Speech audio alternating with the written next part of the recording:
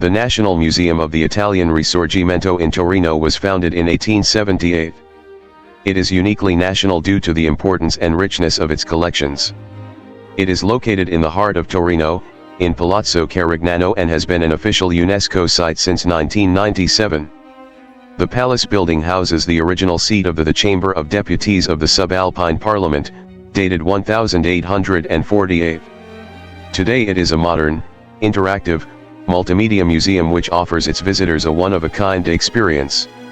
In a tour involving 30 rooms, visitors are guided through the facts and leading figures of the Risorgimento, the unification of Italy and the birth of European nations. From the grand revolutions of the 1700s right up to the brink of the First World War, side by side with the more traditional political and military aspects, the tour blends in stories about society, culture, art, technique, and mentality. The collections. The substantial heritage, partly displayed in the museum tour and partly revalued in temporary exhibitions, is largely held in the iconographic showcase. Among the diverse types of material, the principal nucleus of which spans the 18th and 19th centuries, there are some examples from the 1600s and others which run through to the 20th century. These include, in particular, the collections of iconographic prints, maps, and postcards, as well as the collections of historical photographs and posters.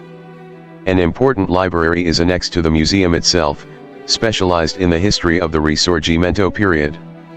Part of this heritage is the Encyclopedia or Reason Dictionary of Sciences, Arts, and Crafts, compiled under the direction of Denis Diderot and Jean-Baptiste Léron d'Alembert and printed in Livorno, Leghorn, between 1770 and 1778.